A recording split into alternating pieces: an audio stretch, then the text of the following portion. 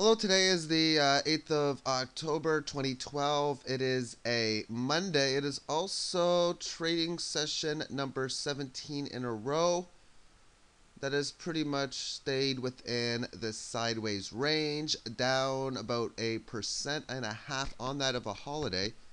At least in the United States and in Canada, they are different holidays.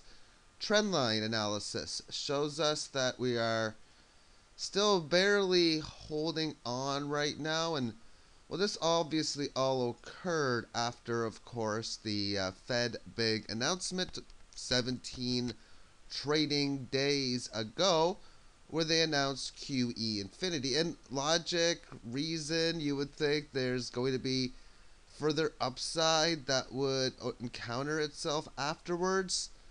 Though that hasn't occurred yet, you can make a little bit of a case that if it falls just a little bit more, that you could make a double top formation, which is nothing more than two reverse U's.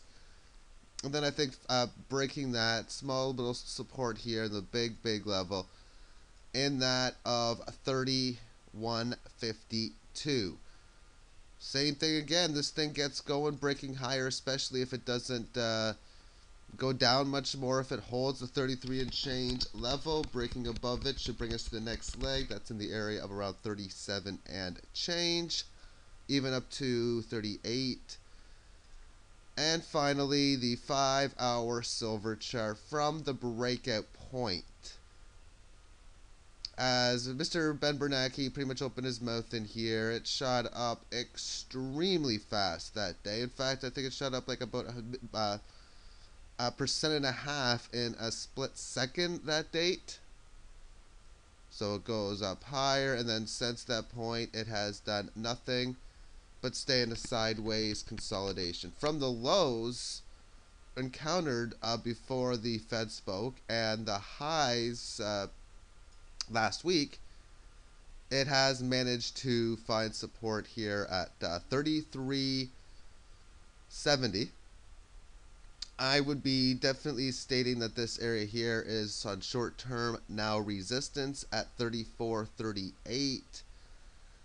And if I see any resistance at this line in here, that I would be considering that test of around 32 to be one of the more ideal things that would come into play. And again, it doesn't make sense that the Fed announces QE to infinity, and then of course this type of maneuvering takes place.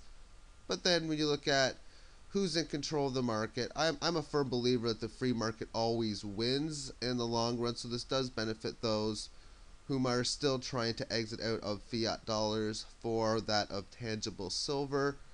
And thank you for tuning in to today's video. Take care.